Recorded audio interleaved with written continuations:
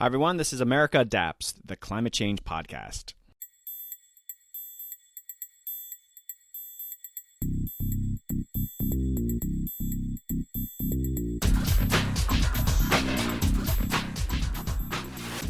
Hey Adapters, welcome back to another exciting episode. I'm Doug Parsons, your host of America Adapts. In this episode, we take a look at the climate adaptation and disaster policies of the Democratic candidates running for the presidency in the 2020 election. Yes, a very important topic. My guest in this episode is Dr. Samantha Montano. Samantha and her colleague, Amanda Savitt, developed a chart where they assess the candidates' climate plans and how they address adaptation and disaster policies, basically checking off if they cover key disaster management areas. As you'll discover in our talk, it's a pretty mixed bag, but definitely an improvement from even the 2016 election. For their evaluation, they developed a chart that broke each platform into 20 subcategories. To follow along, a link to their evaluation is in my show notes. It might make it easier for you to follow along if you had that open. Either way, you'll get a useful primer on what constitutes disaster policies and how the candidates are doing addressing these topics. On that note, presidential campaigns are very fluid. People tend to drop out. Although, as you have seen in the news recently, people are joining the race even this late in the game. Either way, this evaluation is useful as the field narrows and the campaigns start to really ramp up their staff. If you're a Republican and you're wondering why I didn't focus on the GOP, well, President Trump doesn't currently have a resilience policy to evaluate. I reached out to Mark Sanford's campaign if they had anything to contribute, and they were looking into it, but then he dropped out of the race before we could finalize anything.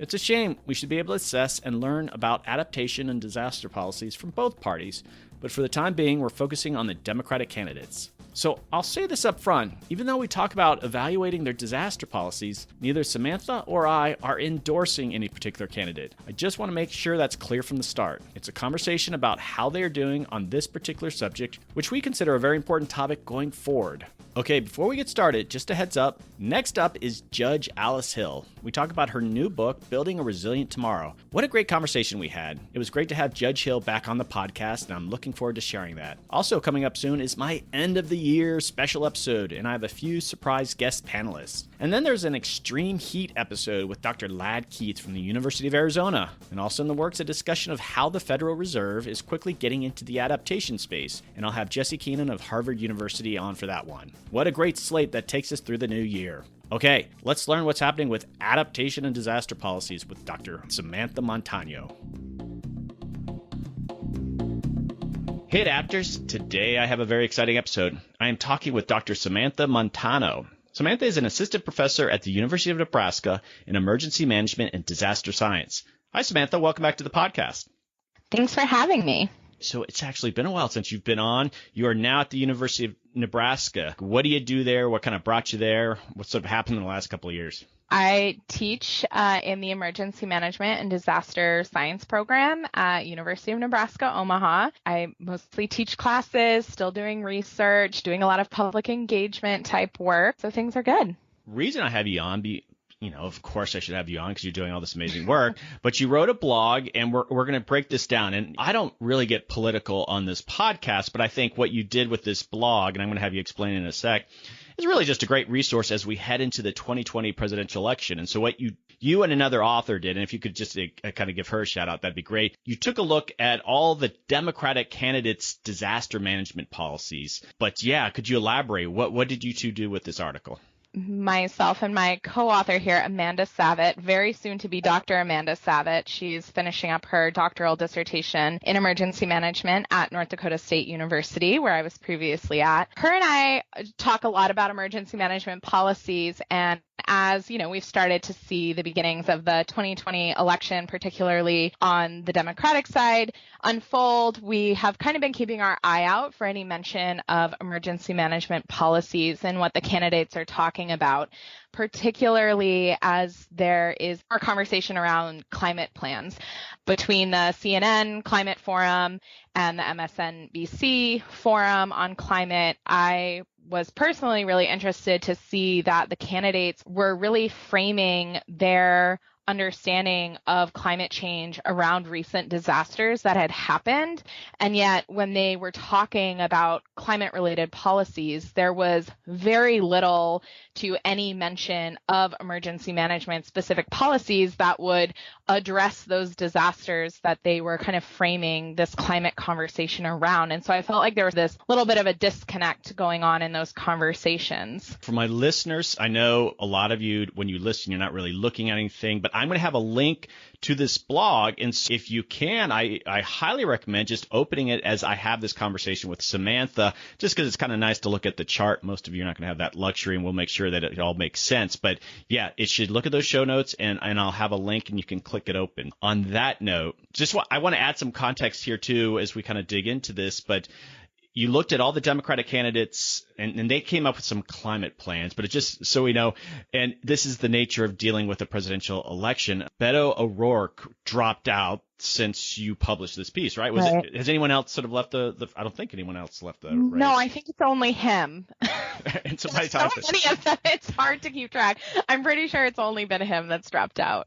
Okay, and by the time people listen to this, who knows who has dropped out? We don't want this to be dated right away, but I think the overall goal of what you're trying to accomplish here, this is going to, be useful information, even leading into when there's just two remaining candidates. But let's just let people visualize a few things here. So you have these 4 charts, and we don't have to go into I think there's 20 categories, but what are the 4 charts? Could you just walk us through those?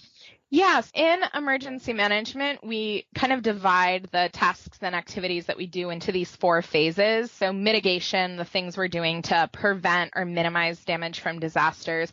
Preparedness, the things we're doing to ready ourselves to respond and recover from a disaster. And then our response policies, right? So related to how we do life-saving measures, and then recovery policies. So things we're doing to help rebuild communities. We took 3 of those phases. We left out response. That kind of falls under preparedness in the way that policy manifests. So we have mitigation policies, preparedness policies, recovery policies, and then we have a 4th chart that encompasses policies that kind of cross multiple phases. And we had this conversation too, is that there's this mitigation policy, and people who are in the climate space, it's been used by the disaster crowd for a lot longer, but most people associate it now within the climate realm as like mitigating your carbon footprint, and it's not that. Could you just elaborate a little bit on that? Yes. The way that we use the word mitigation in emergency management is to describe things like building levees and flood infrastructure, raising houses, these tasks that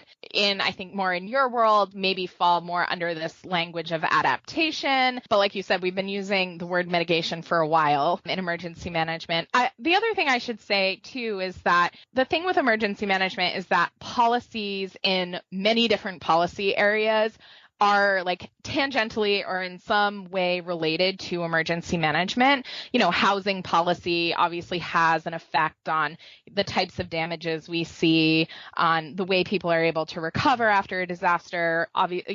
Environmental policy broadly is going to have an impact on emergency management in various ways.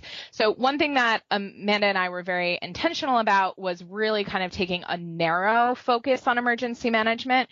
We kind of felt that like other people had gone through those other policy areas in terms of the candidates' plans for those policy areas. And so we wanted to like very specifically focus in on policies that are most directly related to emergency management. Good. And some people out there might say, well, who are you to kind of weigh on this? And you gave a little bit of your background, but these areas that you've just described in these charts, this is sort of the common language. This is sort of the structure of people in the emergency management community kind of use, right? Yes, absolutely. My background specifically tends to be more in recovery. Amanda's background tends to be more in mitigation. And then we've both done work in regards to preparedness. So usually within emergency management, you kind of specialize more in one phase than the other. But between the two of us, we've crossed phases here. And I guess let's not go through all these, but could you just maybe mention maybe 4 or 5 of the actual categories that are under the broader issues of like mitigation policy and such, just so people can kind of get a sense of what you're saying here? Yeah, sure. Very first one on our list, increase funding for mitigation.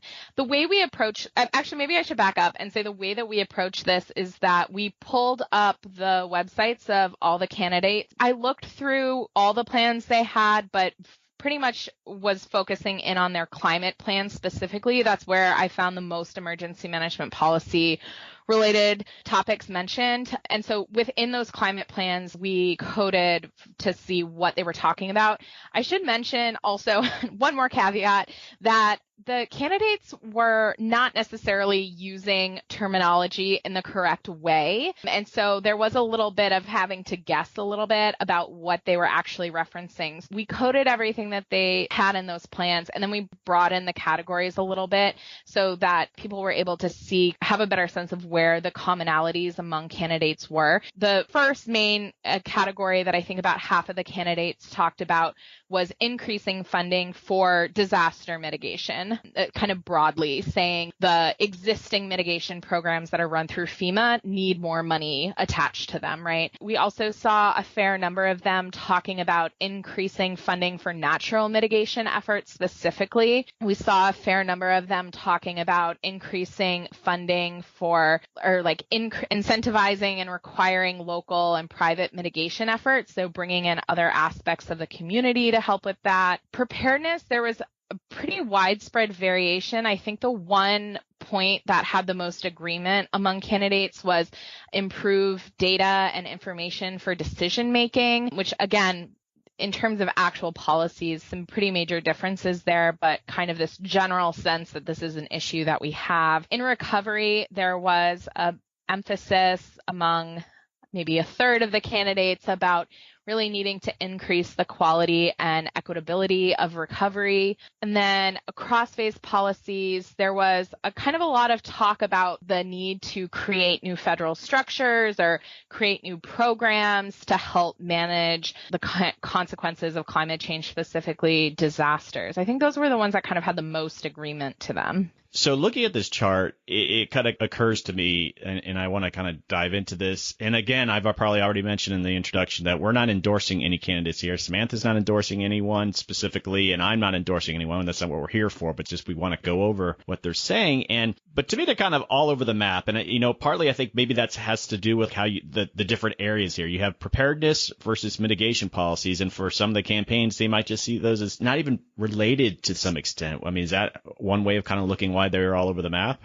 Yeah, I really think this is at the root of it. So no candidate has well, I shouldn't say that. Only one candidate claims to have what we would maybe call a comprehensive emergency management plan. Buttigieg has, I think he calls it a preparedness plan that he released. But, most of these candidates are not coming from like any kind of emergency management background. Castro has some good experience in disasters because of his time at HUD. They're heavily involved in recovery efforts. And so I think he has some kind of unique insights.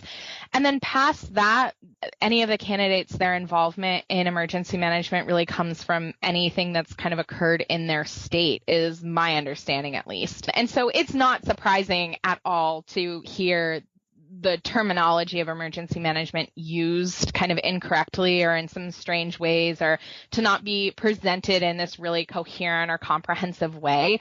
I think where there's like some frustration from my perspective is that, the president of the United States has a significant sway over the vision and the funding and the approach that we take to emergency management.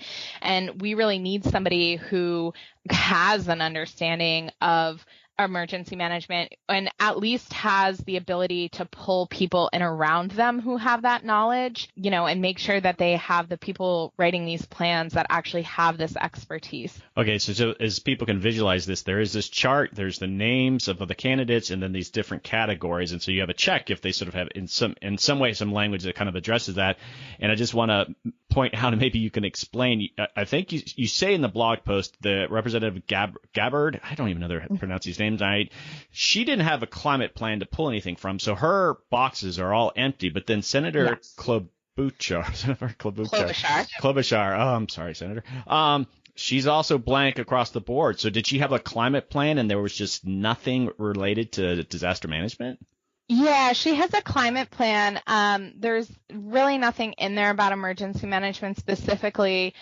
She did, I will, in her defense, at one of the climate, I believe it was the CNN climate town hall, she did talk about buyout programs, which would fall under mitigation. She actually gave a really good example of a community in Minnesota where she's from that ran a successful buyout program over the course of many years. So it definitely is something she's like aware about, but it wasn't really represented in what she had written. All right. So, but policies are taken on things written down. And so we need to see that sort of more broadly. And I think this kind of gets to you're looking at emergency management, but you kind of put this in the context of climate change. And do you think there's value in as these campaigns, you see all the attention sort of on the carbon side, and I get that's important, but should they have the mitigation of carbon, but then adapting to climate change and emergency management would kind of fall under that just for the sake of creating a coherent policy position? I mean, do you feel that would be a better way to communicate what they're doing here? Yeah, I think so. I mean, I think there's a lot of ways to structure this. I look at somebody like Elizabeth Warren, who notoriously has a plan for everything. And I think for somebody like her to have an emergency management specific plan, like standalone plan, would not be inappropriate or like outside of the realm of something I think she would consider. But I think for maybe some of the smaller candidates who have just smaller campaigns, I think including that, under that, splitting climate change into mitigation and adaptation and then putting emergency management under adaptation, I don't think that's inappropriate. I think when you look at the like types of plans candidates have, that's like most appropriate fit for emergency management. Yeah, and I don't think many of these candidates really get the issue of adaptation. It's obvious. And so it just might seem like a helpful exercise for them because, of course, I think most of them want to address this. And so just to kind of get their thinking in order, it would probably be beneficial. Yeah. So here's my feedback on the blog. First, it's just very useful. I've got you on. We're talking about this. One of the things I thought was missing, and maybe it's there and it's just implied in a different way, is when you talk about emergency management, you talk about climate change, we're always missing these opportunities to really create more awareness around the issue. People are like, well, we could just do the business. And so what about, communication plans or that as part of sort of a core part of emergency management is that we're going to be talking about this in the context of climate change and be it a national campaign.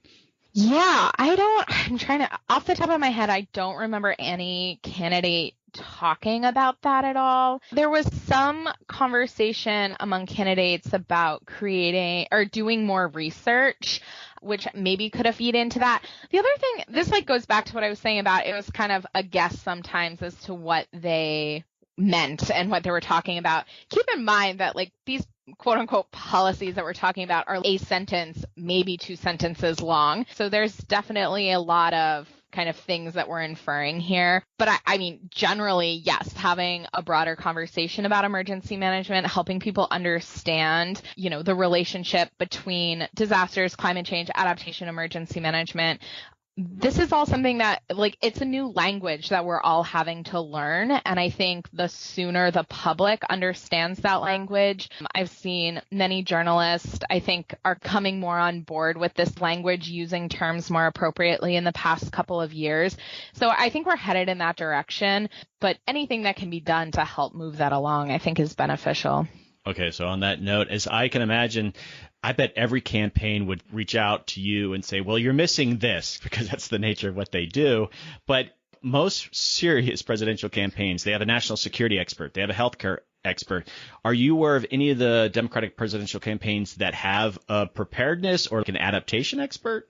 I do not know of any that do. Maybe one does. I don't know about it. And also from reading their plans, it does not sound like any of them do. And for an area that is probably going to be spending whoever wins, they're going to be spending a lot of money on this. A natural disaster. I'm not supposed to say natural disaster. I'm in that camp. I get it. When hurricane or any of these things hit that you're dealing with emergency management, they're going to be spending a lot of money. This is something that you can't have an expert on staff for every topic, but this to me seems like it merits. We need to elevate this. Yeah, I agree. I think that just broadly across the country, there's still, I don't know if it's denial or just a lack of understanding about how expensive, how significant these increasing disasters are across the country. I mean, it's every single state is battling something. We have communities that are going through decade-long recovery processes. like all across the country. And so, there has to be an investment at the federal level, at state levels, at local levels in emergency management in terms of, everything, personnel, resources, knowledge, money, all of those different factors. We need a nationwide investment in emergency management. And to say that we want a candidate that has knowledge of emergency management, or at least has the people around them to help them learn about emergency management and make decisions that are based on what evidence tells us, we need to be doing, that are not just pulling policies out of thin air, but are actually, basing policy decisions on the actual needs of communities across the country, is absolutely vital in how we move forward and what the damage from climate change across the country looks like in the next decades. So in the introduction for this piece, you talk about framing. And so a lot of candidates and a lot of people talking about climate change are like, look at these wildfires. It's climate change. It's the hurricane, climate change. Therefore, we need to reduce our carbon emissions. I agree we need to reduce our carbon emissions, but could you elaborate on that point that they make that leap and they sort of skip out on the whole idea of we need to adapt to climate change? I was just, especially during that CNN forum, I was just so struck. They had live footage of Dorian and a live footage of a wildfire in California or something going on behind the candidates as they were talking. And everybody kept referencing those unfolding situations. And then they would just talk about carbon or whatever else, right? Straws, not eating meat, all of those things, which, sure, let's talk about that. That's important. But it was just such a strong disconnect. And it's so dangerous also to think that climate change is the only factor leading to these disasters. It's not. It is one factor among several. We have to talk about development decisions. We have to talk about where people are living and more people moving to more vulnerable areas. There's these other factors that we need to address. And when you, again, absolutely on board with addressing climate change itself, but you have to also think about this in a more comprehensive way, a more holistic way. And so it just seemed like there was a real opportunity there. Like it wasn't, these forums were like 6 hours, 9 hours. It wasn't like there was a lack of time to talk about this issue. So I don't necessarily know if the lack of talking about emergency management came from just kind of a place of ignorance and not knowing that that was something they should be talking about, if that came from news outlets not wanting to ask those questions or not knowing to ask those questions, or if it came from a place of, that's like a topic where we're going to have to talk about how we need to spend more money and that's politically unpopular, so I don't want to talk about it. I think maybe it was some combination of the three. Yeah, that's good. We are. Okay, so let's get to some follow up to this. Is I don't know if you know Anita Van Breda, the disaster person at World Wildlife Fund. Have you crossed paths with her? I don't believe I have. You should. She's right up your alley. And she and I have done some episodes together, but it's a long-winded way of saying I occasionally ask people for some questions. And so she had a question for you. Good. What are the top 3 things you would recommend any candidate to do to update their emergency management approach? The first, let me think of my top 3 here. Okay. The first, it would be to, which many of them have said, increase funding for mitigation across the country, but not only increase funding, but provide support to communities in determining what mitigation needs to happen in their communities, and to kind of provide some of that personnel and technical support to communities as they're starting to think through their mitigation needs. Secondarily, I would say recovery reform has got to be a big one. Again, this is, you can take many different approaches, but the way that we do recovery in the United States is ineffective, inefficient, and unjust. And we've got to do something about it, especially as we're seeing so many communities having to not getting through the recovery process before the next disaster comes. And then the third is more specific, really.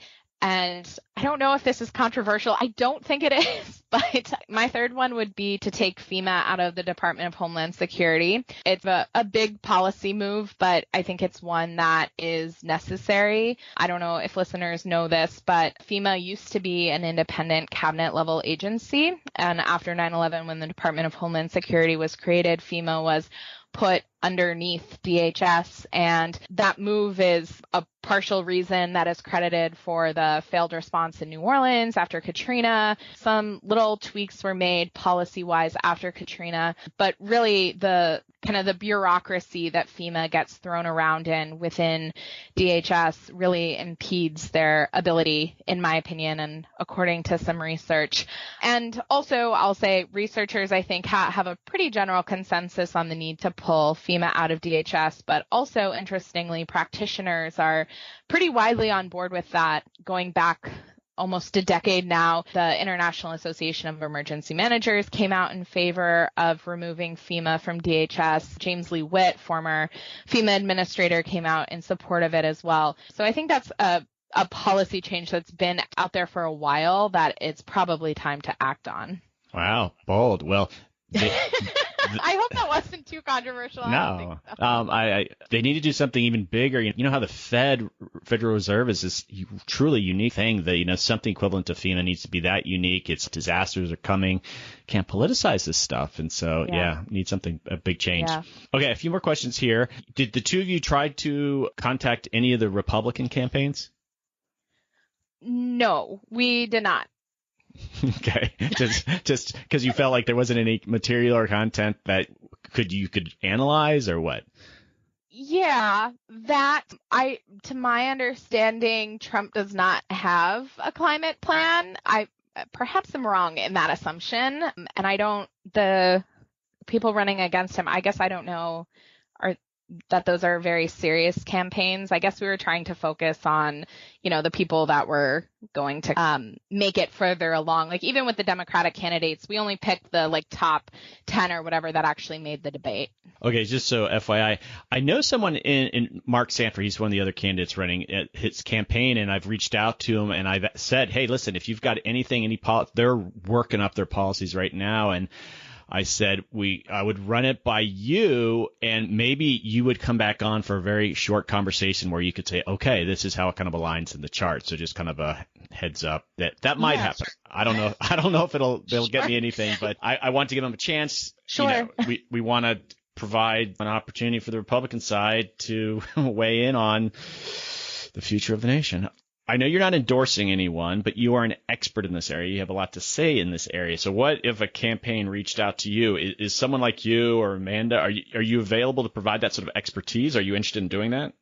Yes, of course. Absolutely. If I tweet at Elizabeth Warren anymore, she's going to file a restraining order. But yes, we are happy to help any candidate. Well, I shouldn't speak for Amanda, but I assume we're both happy to talk about these issues with any candidate, of course. This has been a great conversation for me, and hopefully, folks, you see this as a resource. Again, Democratic candidates will be dropping out over the next few months.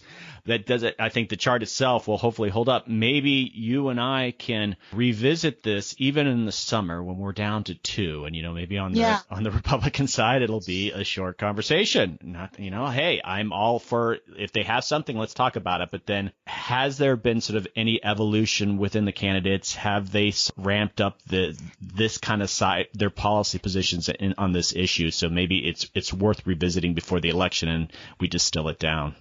Yeah, I'd definitely be curious to do that as well. And I think also I should say, as critical as I am about the policies that they've put forth, and just thinking that it's not comprehensive enough and they're not necessarily the most immediately pressing policies or whatnot, I think that it is important to recognize, though, that to my memory, and I could be misremembering, but to my memory, this is kind of the most we've talked about emergency management policy in a presidential election. And so I think that that's at least a positive sign. And I do also think that it's an area that if a candidate took a minute to look at it, I think there could be some really quick evolution in their thinking about these different policies, depending on which disasters happen around the country and whatnot. I think that come summer, there could be some changes here. Yeah, and I just think it's a huge opportunity for the candidates that when you talk about climate change, it's not just about, we're going to sign back onto the Paris Accords, or we're going to do this with carbon emissions. We got to do that. But that's sometimes just isn't a great selling point. But, we're going to deal with the wildfire issue. We're going to be better prepared for hurricanes. It's just a better way to engage with the public on the issue of climate change. And I think it's a big missed opportunity. Yeah, I do as well. Okay, Samantha, thanks for coming on. It was great to reconnect with you, and I'm glad to see you're still just kicking ass in this space. And thanks again for coming on. Thanks for having me. Okay, adapters, that is a wrap. Thanks to Dr. Samantha Montano for coming on. What a great service she and Amanda Savitt have provided by doing this policy evaluation. As you heard, none of the candidates have a staff person dedicated to the issue, but we hope as the field narrows and they start to really ramp up their policy departments, we'll see someone dedicated to the issue of disaster and adaptation. And if you happen to work on one of those campaigns, I hope you see Dr. Montano as a resource to you. The public needs to hear that this issue is important on the presidential campaign trail. I hope to revisit this issue just before the general election and see where the candidates stand, and I'll try my best to get some Republican perspectives on the issue.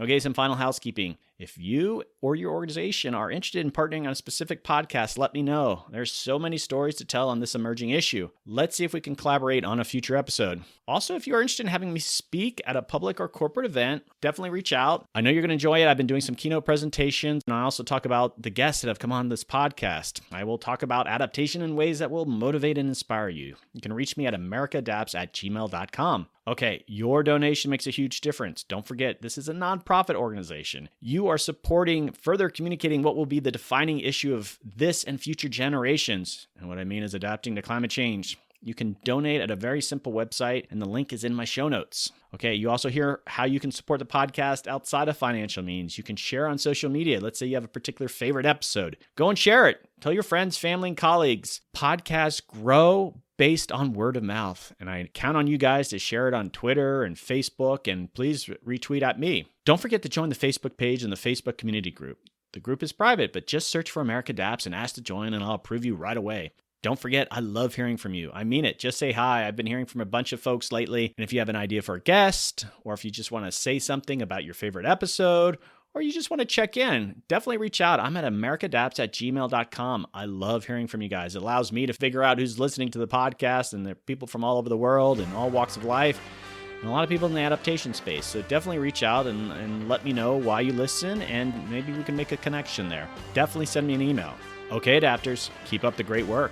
I'll see you next time.